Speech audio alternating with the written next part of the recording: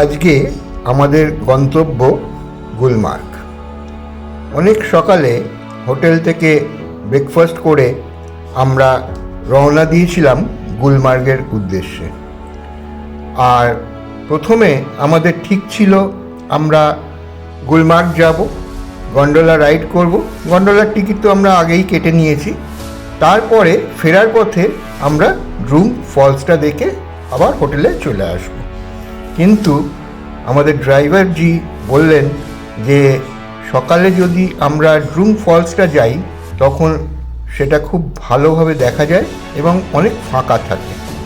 তাই আমরা ড্রুম ফলসটা আগে দেখে নিয়েছিলাম।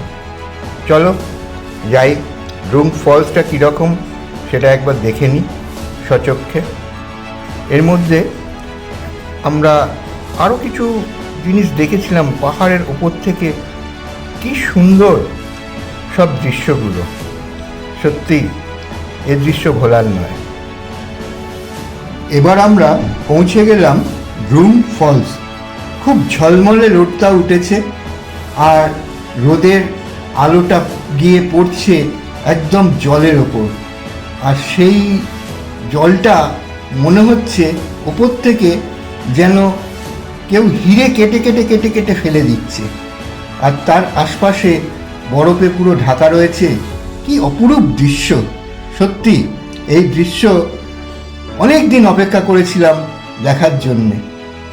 আর এখানে আমরা কিছু ফটোশ্যুটও করলাম।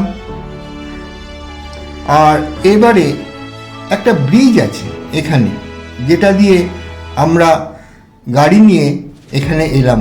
দেখো এই ব্রিজটা দিয়েই আমরা এখানে গাড়ি করে এসেছি। আবার এই ব্রিজটা দিয়েই আমরা গুলমার্গের দিকে ফিরে যাব। আমাদের ড্রুম ফলস দেখা হয়ে গেল। এবার আমরা আবার রওনা দিয়ে দিলাম গুলমার্গের উদ্দেশ্যে।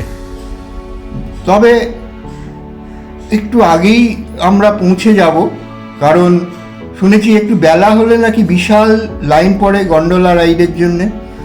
তাই আমরা অনেক আগে বেরিয়ে পড়েছি। ড্রুম ফলসও আমাদের দেখা হয়ে গেল। এইবার আস্তে আস্তে হয়তো গন্তব্যে গিয়ে পৌঁছবো। সেখানে আমরা গন্ডোলা রাইড করব। আর গন্ডোলা রাইডের জন্যে আশা করি সেরকমভাবে লাইনে আমাদের দাঁড়াতে হবে না। তবে একটা কথা বলে রাখি, যারা গুলমার্গে গিয়ে গন্ডোলা রাইড করবে তারা অবশ্যই আগের থেকে অনলাইনে টিকিট কেটে নেবে। আমি অবশ্য অনলাইনে তোমাদের লিঙ্কটা শেয়ার করে দেবো আমার ডেসক্রিপশন বক্সে। আর কেন তোমাদের বলছি অনলাইনে আগে কেটে নেবে, কারণ ওখানে কোনো অফলাইন টিকিট পাওয়া যায় না। অনেকে বলে অফলাইনে পেয়ে যাবেন, কিন্তু কোনোভাবেই অফলাইনে টিকিট পাওয়া যায় না। আমরা এখন এসে পৌঁছলাম গুলমার্গে। আর আমার ডান পাশে যে মিডোসটা তোমরা দেখছো সেটা আসলে গুলমার্গের গল্ফ কোর্স। এখানে গ্রীষ্মকালে পুরো গল্ফ খেলা হয়। আর এখন অবশ্য কিছুই বোঝা যাবে না, কারণ এটা পুরো বরফের চাদরে ঢেকে রয়েছে। আর আমরা আস্তে আস্তে এগিয়ে চলেছি গন্ডোলার দিকে, গন্ডোলা রাইড করব বলে।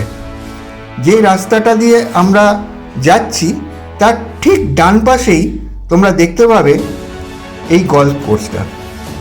তবে আগে আমি যখন এসেছিলাম আমার মা বাবার সঙ্গে, তখন গ্রীষ্মকাল ছিল।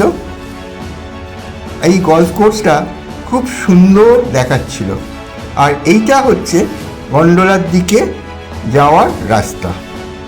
আমরা এখন আস্তে আস্তে গন্ডোলার দিকে এগিয়ে চলেছি।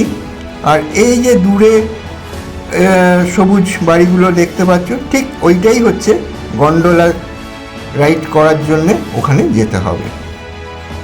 আর এখানে আর একটা জিনিস আমি লক্ষ্য করলাম, সেটা হচ্ছে এখানে হেলিকপ্টারে করে কিছুটা ঘোরানোর ব্যবস্থা আছে।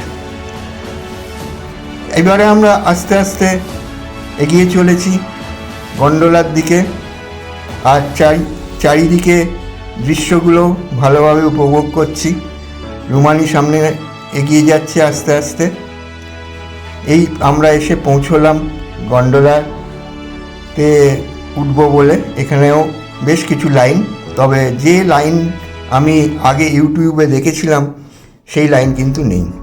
এবারে আমরা উঠে পড়লাম গন্ডোলাতে এবং আস্তে আস্তে আমরা ফার্স্ট ফেজের দিকে রওনা হলাম।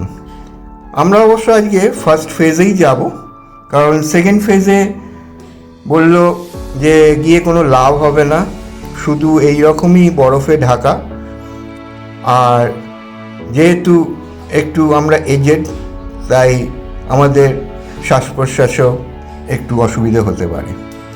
তো সেই জন্যে আমরা রিস্ক নিলাম না সেকেন্ড ফেজের, আমরা ফার্স্ট ফেজেই গন্ডোলা করে এখন আমরা যাচ্ছি ফার্স্ট ফেজ। আর যেতে যেতে সত্যি দৃশ্যগুলো খুব উপভোগ করছি।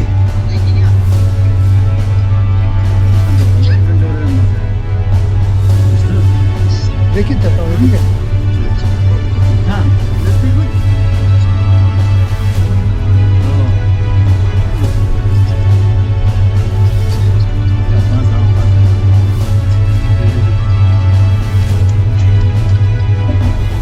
আমাদের পাশের যিনি সহযাত্রী ছিলেন তিনি যাচ্ছেন সেকেন্ড ফেজ থেকে স্কি করতে, আর গন্ডোলার বাইরে ওনারই স্কিয়ের সরঞ্জামগুলো রেখে দিয়েছেন। গন্ডোলার বাইরে এইরকম রাখার ব্যবস্থাও আছে। যাই হোক, আমি এখন প্রকৃতির মনোরম দৃশ্যগুলো উপভোগ করতে করতে ফার্স্ট ফেজের দিকে যাচ্ছি।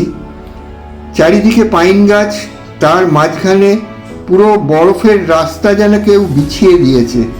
আমরা তার উপর দিয়েই কেবিল কারে করে, যেটা গন্ডোলা বলা হয়, সেটা করে আমরা যাচ্ছি ফার্স্ট ফেজে।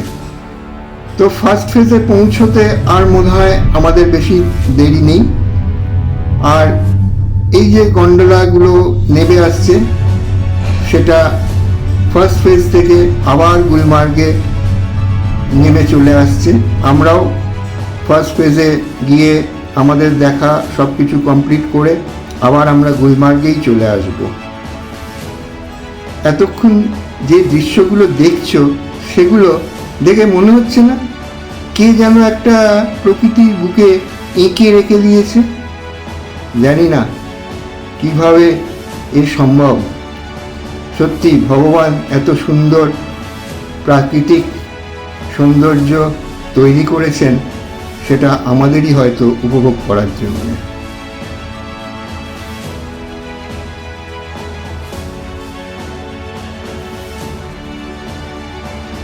আমরা গন্ডোলা করে এসে পৌঁছলাম ফার্স্ট ফেজে। আর এখানে যা প্রাকৃতিক দৃশ্য, সেটা মনে হয় আমাদের পৃথিবীর আর কোথাও এরকম আছে বলে আমার মনে হয় না। অনেকেই হয়তো এটার সঙ্গে সুইজারল্যান্ডের তুলনা করবে, কিন্তু সুইজারল্যান্ডের মতন, আর কাশ্মীরে গুলমার্গের মতন। তবে এটা খুব গর্ব হয় যে আমাদের ভারতে এই রকম একটা জায়গা আছে। আমরা ফটোশ্যুট করতে শুরু করে দিলাম। আমরা চেষ্টা করেছিলাম স্কি করার, কিন্তু আমরা সফল হইনি। তাই আবার আমরা গন্ডোলা করে নেমে চলে আসলাম গুলমার্গে। আর আস্তে আস্তে প্রাকৃতিক দৃশ্যগুলো আবার একদম মন ক্যামেরায় তুলে রেখে দিলাম। এই যে মন্দিরটা দেখছো, এখানেই রাজেশ খান্নার বিখ্যাত গান জয় জয় শিব শঙ্করের শুটিং হয়েছিল। এই মন্দিরটা দর্শন করেই আমরা আবার শ্রীনগরের উদ্দেশ্যে রওনা দিলাম। এবারের মতন গুলমার্গ দর্শন আমাদের এখানেই শেষ হলো। আবার কবে আসতে পারবো জানি না।